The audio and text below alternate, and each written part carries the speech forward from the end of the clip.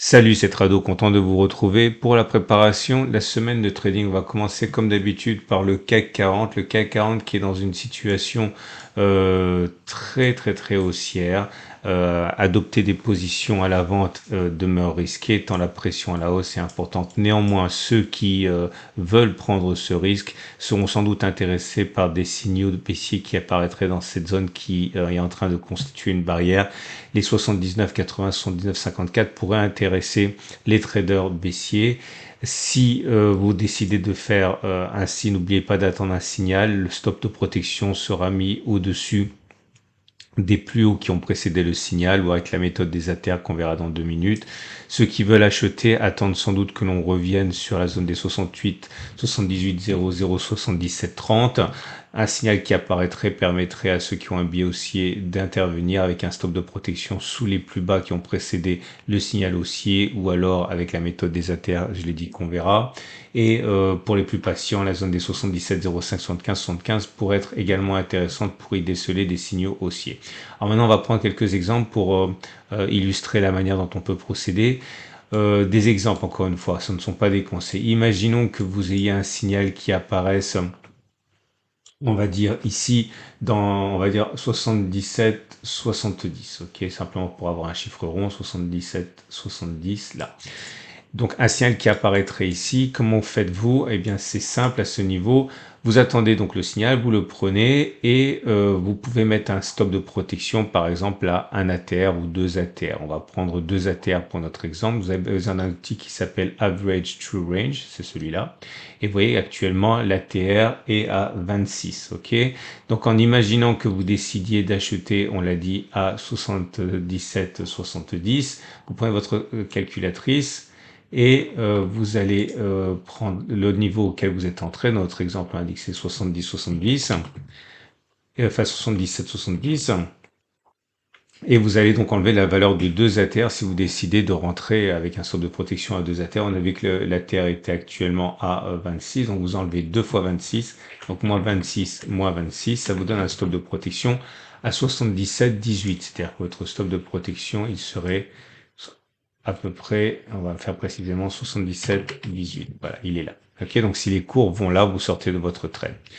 Et à ce niveau, vous avez besoin maintenant, si vous voulez travailler avec des Turbo 24, d'un turbo long. Ok, donc on va faire apparaître les turbos longs qui existent. On va les faire apparaître sur le graphique aussi, c'est plus facile. Je fais niveau de knockout. Ok. Donc vous prenez un turbo qui dont le niveau de knockout est derrière votre stop de protection. Ça dépend aussi du levier. Alors, évitez de prendre des choses avec un levier trop important si vous êtes de toute manière débutant. Si vous prenez par exemple ce Turbo 24 ici, là vous avez un levier de 25. Bon, c'est un peu beaucoup si vous débutez. On va prendre par exemple celui-là, il a un levier à 21, c'est déjà bien. Donc je clique dessus, c'est-à-dire que si on va chercher 75, 75, ici votre Turbo 24 il vaut 0. Ok, donc il faut vraiment pas prendre ce risque-là. De toute façon, vous sortez si les cours arrivent ici, on l'a dit. Donc là, vous allez donc passer votre ordre. On a dit que vous rentrez dans notre exemple, en imaginant que vous êtes rentré à 77, 70. Donc on utilise le pricer, nous, pour c'est plus facile. On rentre à 77, 70. Ok, donc on rentre lorsque le Turbo 24 vaudra 2,047. Je copie ça sur le ticket d'ordre. Ok, on va dire qu'on n'en achète surtout pas 1000, c'est beaucoup trop si vous débutez. 6 ou 7 ou 10, c'est bien, voilà, 10. C'est-à-dire que si vous perdez, si votre knockout il est déclenché, et il faut vraiment pas, vous perdrez toute votre mise, à savoir 20,47. Mais vous perdrez pas autant puisque vous allez perdre, vous allez sortir dès qu'on atteint 70-18, c'est très important. Ne laissez pas les cours descendre jusqu'au niveau de knockout.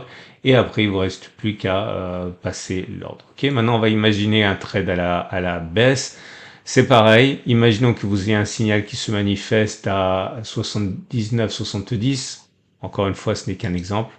Ok, donc on veut on va dire qu'on va rentrer à 79, 70, donc ici.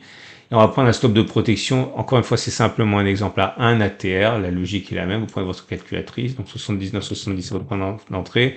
Vous ajoutez la valeur d'un ATR. C'est votre stop de protection. On a dit que c'était 26. Donc votre stop de protection, il est à 79,96. 79,96, il est là. 79,96. Voilà, si les cours arrivent à 79,96, il faut vite sortir dans cet exemple-là. Et pour prendre le trade, c'est la même chose. Vous faites apparaître les différents Turbo 24. Short cette fois parce que vous spéculez à la baisse. Si vous prenez celui-là, bah, vous aurez un levier de 58, c'est beaucoup, hein. Ok, encore une fois, c'est si vous avez un peu d'expérience. Moi, je vous conseille plutôt, bah, regardez celui-là. 32, c'est déjà pas mal. Donc là. Donc vous utilisez le pricer. On a dit qu'on rentrait sur signal dans notre exemple à 79,70. On est bien d'accord que pour l'instant, vous n'avez pas le signal, hein. C'est simplement un exemple pour vous montrer le pricer. Donc le Turbo 24 va à 2,445. Je copie ça sur le ticket d'ordre. J'en achète surtout pas 1000, j'en achète mettons 6. Ok. Si votre knockout est touché, vous perdrez 14,67 euros, mais vous perdrez moins parce que vous sortirez dès qu'on arrive à 79,96. Et c'est ainsi que vous pouvez procéder. Ok. Pour le reste, ça va être exactement pareil. On l'a fait qu'une seule fois pour les Turbo 24, CAC 40, mais pour les autres, c'est pareil. Je vais mettre en dessous de la vidéo la très bonne vidéo pédagogique de Christophe Berg qui s'occupe de ça, de Slash CIG, hein. C'est un des membres de l'équipe IG. Vous allez avoir plus de détails.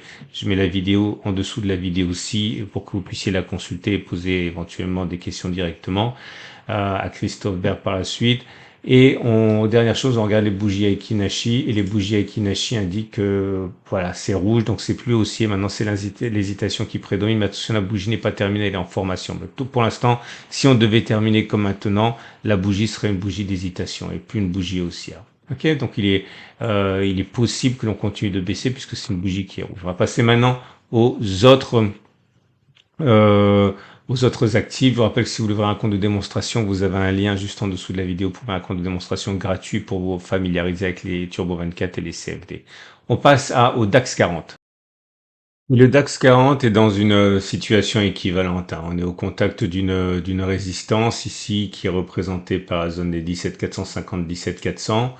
Ceux qui ont un biais baissier attendent, bah, par exemple maintenant, s'ils ont un signal baissier qui apparaîtrait dans cette zone ou pas trop loin, avec un stop de protection au-dessus des plus hauts, alors utilisant la méthode des ATR juste évoquée. Ceux qui veulent acheter, par contre, attendent un retour plausiblement sur les 17 200, 17 020 pour chercher un signal haussier qui apparaîtrait. Les plus patients attendront un retour sur les 17 020, 16 800, qui est une zone de support journalière pour saisir des signaux qui apparaîtraient. Stop de protection en dessous des plus bas qui ont précédé le signal.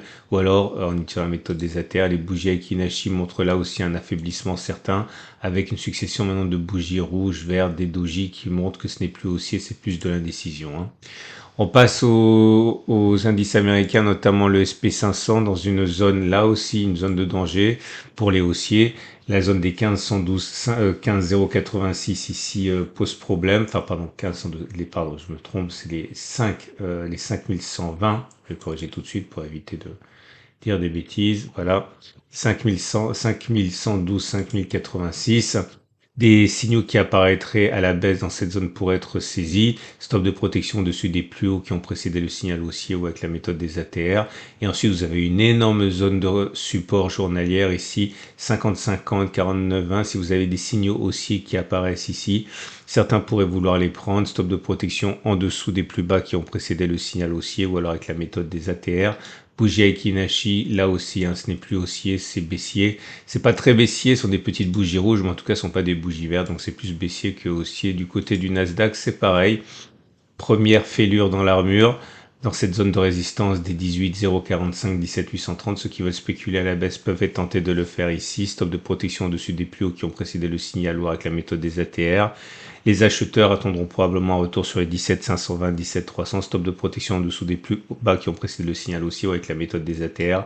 Bougie Aiki-Nashi baissière avec, vous voyez, des bougies rouges comme ça, sans méchotte. Il est plus plausible que l'on continue de baisser plutôt que l'on ait fait les plus bas. On va finir avec l'euro-dollar et le bitcoin. L'euro-dollar sur une zone quasiment d'achat ici, hein. On a déjà rebondi 1,08, 1,01, 1,0696 pour ceux qui veulent trouver des signaux haussiers. Stop de protection en dessous des plus bas qui ont précédé le signal haussier ou avec la méthode des ATR.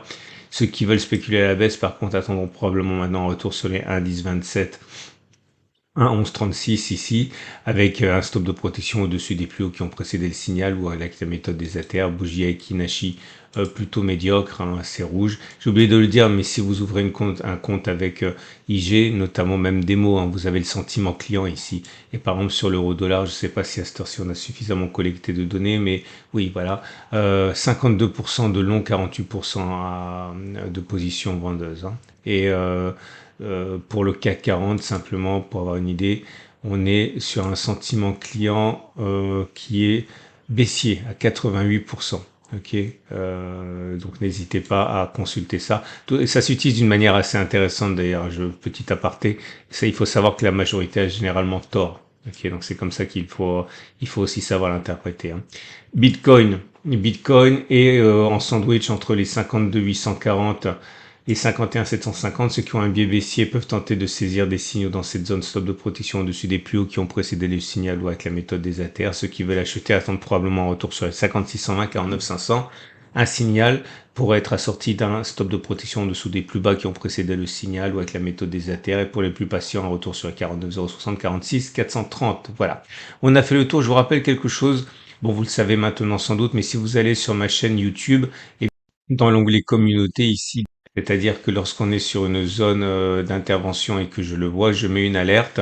Je vous montre la dernière en date. C'était sur je pense que c'était sur le CAC 40, oui. Ok, c'était sur le CAC 40 et c'était il y a 6 jours. N'hésitez pas à éventuellement faire un tour pour voir si vous avez des signaux de court terme actuellement.